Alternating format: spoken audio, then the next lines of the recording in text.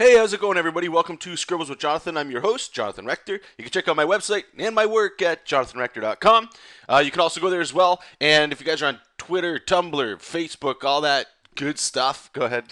Feel free to add me on there.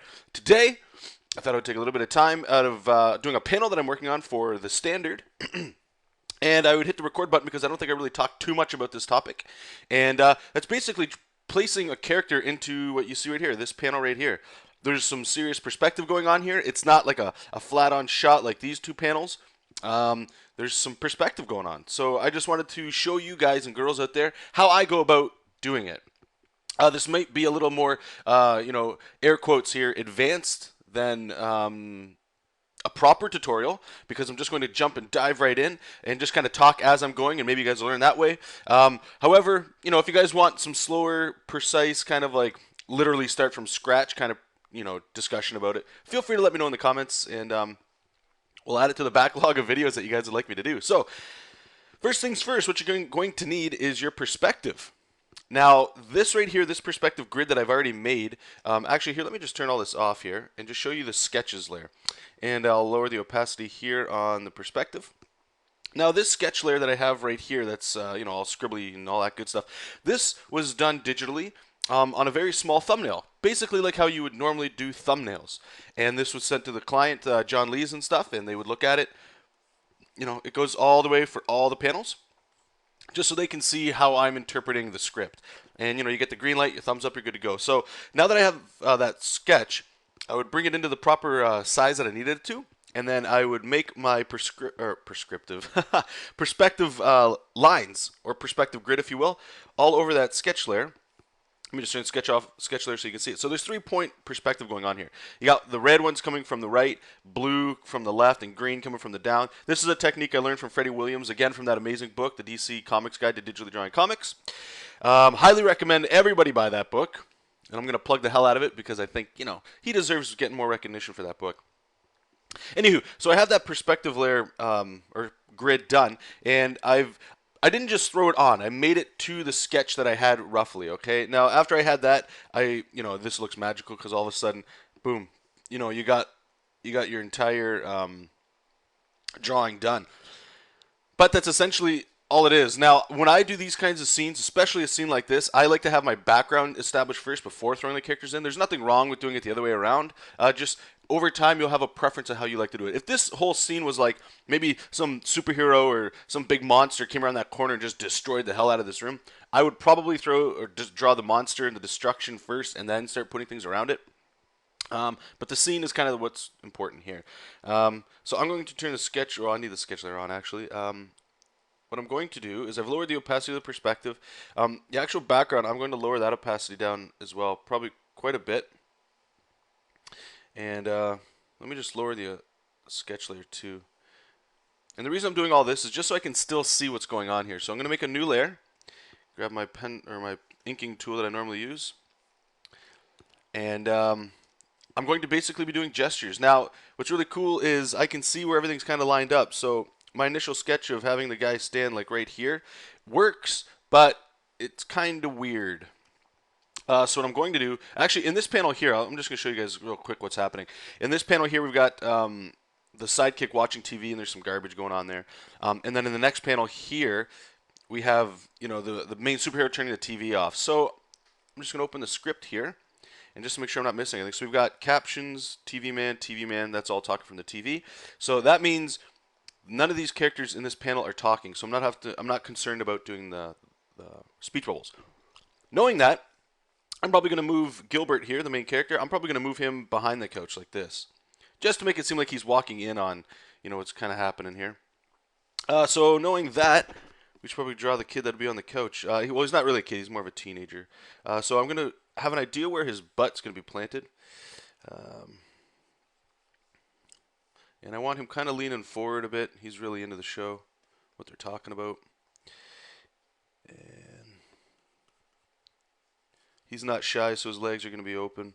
I know that might sound a little weird, but, character actions and character posing is a big deal because it says a lot about the character without actually saying anything about the character. If his legs are all uptight, like you could do it right now if you're sitting down and you put your knees together and you kind of put your hands in between your knees, that conveys a certain emotion and it says something about your posture that you're doing there. Whereas if you're totally relaxed, your arms are spread out, you're hanging them over the side, your legs are wide open, you're much more comfortable. Maybe even a little, I don't want to say pompous or arrogant, but a big villain or a big boss could be sitting like that. Like if anybody saw Dark Knight, like Bane, I would imagine him to sit like that, kind of like a king on a throne.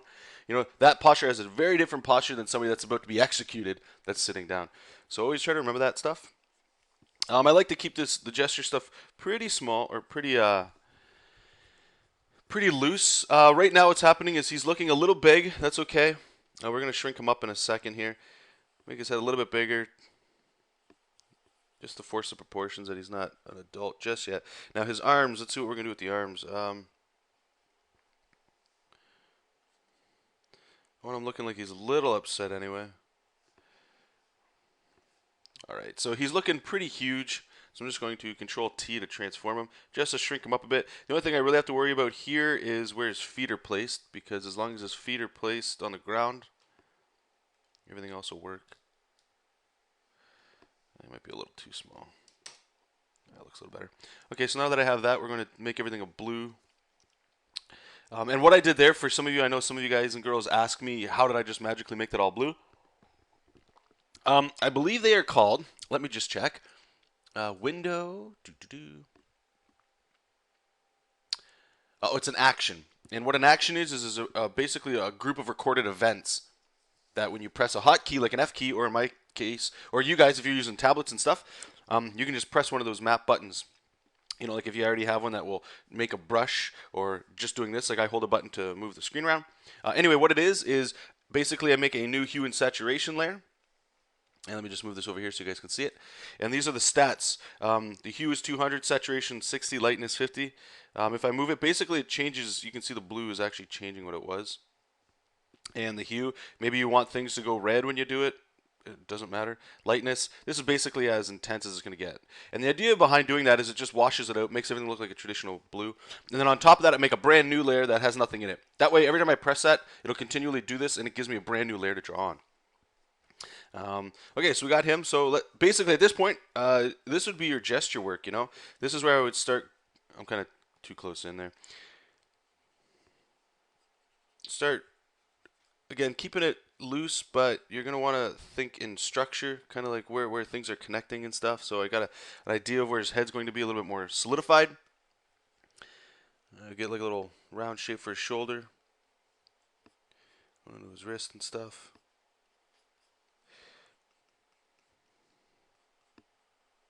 Got a kneecap going in here. And right here, like what I just did is I broke over the hip and the pelvis just so that I know where his thigh is. And I like to do these little like diamond shapes for the feet. Now here's a real quick trick that I really actually haven't talked about outside of throwing the gesture in. This line here, this is the perspective line that's kind of going throughout this image. Now what's really cool is when you're doing this kind of shot, the knees will line up because it's an easy way to just make it like an anchor that you can remember where things hit. His ankle is hitting there, so that means this ankle, and his foot is hitting there, so that means I can even go out like that, and it still looks good. Here we have an elbow, even though one's leaning in a different way, it gives you an idea of where that elbow should go. Same with the wrist. And you don't have to do this 100%. It just it's a good way if you get lost to start lining things up to the perspective around it. Now his upper body's looking a little wonky, so I'm just going to grab a lasso tool here, just kind of move it up a little bit, and let me erase that arm now, just so I can give him some more breathing room down here in his torso. And the hips going that way, ribs are going that way. And actually, I'm going to change his arm up a bit. Maybe he's like leaning on it. I don't know. We'll see. I'm not going to take this to completion with you guys. I just wanted to show you some of the steps here. So I'm going to just go back. What I like to do here is I'll turn that initial gesture line, just delete that, just so I can see how this guy's fitting in there, because it does look different. Try moving him around a bit.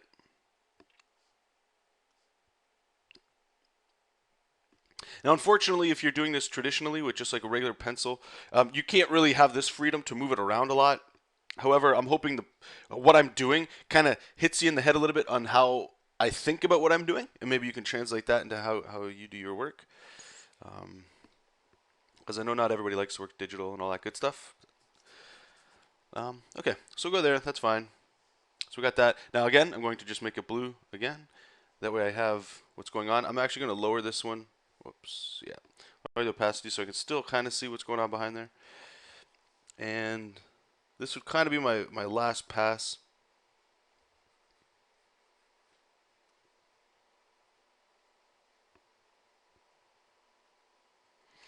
Now the details that I have here, those like his eyes won't look like that. I just like having them already established so that I know where I can draw into. And he's got to have this collarbone here. Zoom out. His neck is really sticking out. And this is where I start really throwing on the anatomy. Even if I don't use all this anatomy, I like to have the general idea of those triangle shapes and stuff there. Give a little bit bigger of a hand.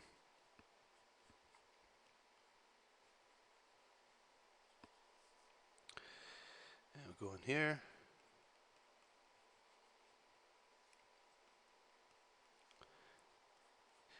Now I can give him a belt or something to help really push that stuff. Or, like I said in the previous video, all these shapes I'm drawing right here, like all this curve, that could very well be wrinkles in his clothing.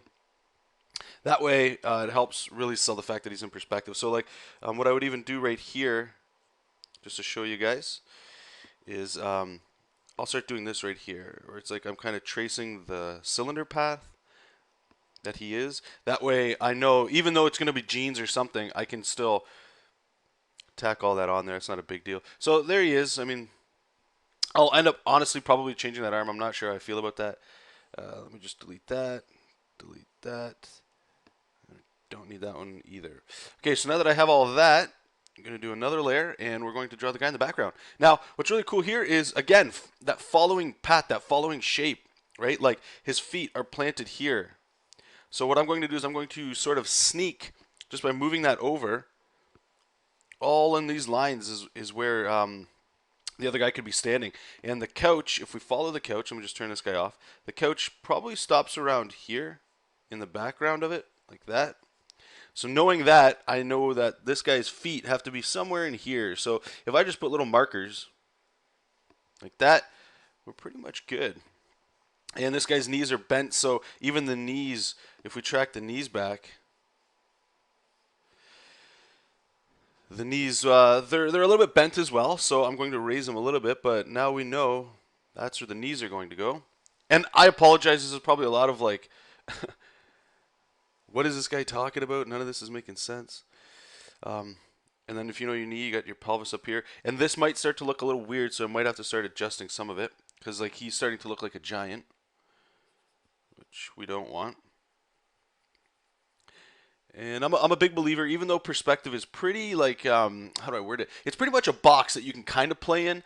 I'm a big believer in just, you know, sometimes you just got to do what feels and what looks right to you. If you're trying to do something that was photorealistic, you know, yeah, then you're going to want to really sit down and study anatomy to make sure that you don't really mess up. But since doing comic book work and stuff like that, and personal projects, if whatever you got to do, you know, as long as you get the idea across to people, I don't think they care too much. As long as the art looks good and the story's good, I think people will let, they'll let semi-poor perspective work. They'll let it fly a little bit. So there we go. I kind of have it kind of placed there. What I'm going to do is just zoom out a little bit just to see how he's going. Okay, what's causing it? Oh, that's right, because I lowered the opacity. Let me just turn the sketch layer off, just so I can see how it's going. Now it looks okay. I mean, you know, this guy's could be a little bit bigger, so we're going to transform him again. Oops. Lasso tool. Highlight him. Transform. I'm just going to make him a little wider. He's not this huge, but just helps. All right, put the perspective back on there, and we're going to bring him in blue. Now, some things I did really quickly that I didn't notice in the gesture stage is this line here is basically where his shoulder is falling. And since his arms are going to be crossed, that's where his elbows need to be falling. This one's actually up too high, so it gives the illusion that the perspective is off. So just try to remember that. Always look at these lines that are coming from the side and try to incorporate them as best as you can in everything you're doing within the perspective. I'm a big fan of these trap muscles, so we're going to make sure that those are showing off pretty good. So here we go. We're going to have his elbow kind of coming in. Little bicep there. That anatomy is going to get fixed. I'm not worried about it too much right now. Okay, so we got trying to follow those lines again. So we got a elbow here. It's coming up right into there, and the wrist is going to go in there.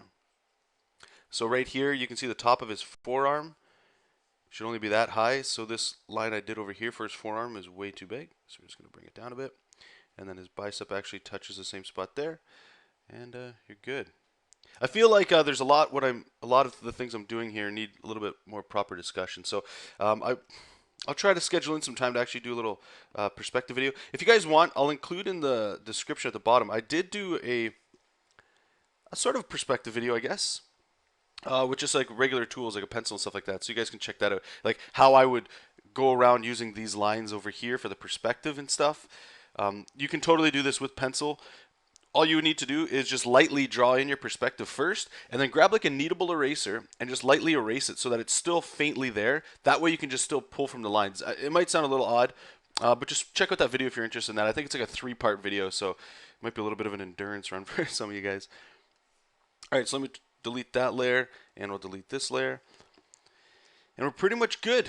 From here, I would just draw over top of it. It's pretty simple. I think this guy, I gave him a pipe so we can get some cool smoke going on. And if I put it this way like that, so it looks like he's been standing there a while. If I put the smoke coming from behind him, it might look like he's been walking. So we don't want that. Actually, he's looking a little... Anyway, I'm not going to fart around with the specifics for you guys. I think you guys understand where I was going with this. Thank you so much for watching. If you guys have any comments or questions, like I said before, feel more than free to send it to me however you can, however you feel comfortable with it. And I'd love to address it on a future show as well. Also... if you've made it this far, cool.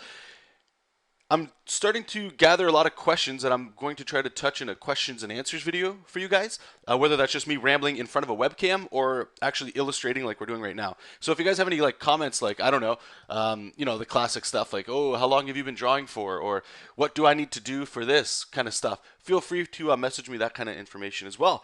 So take care, you guys. Enjoy the long weekend. Keep reading comics. You better be making comics because we all need more comics. And take care. We'll talk to you soon. And have a great weekend. Bye.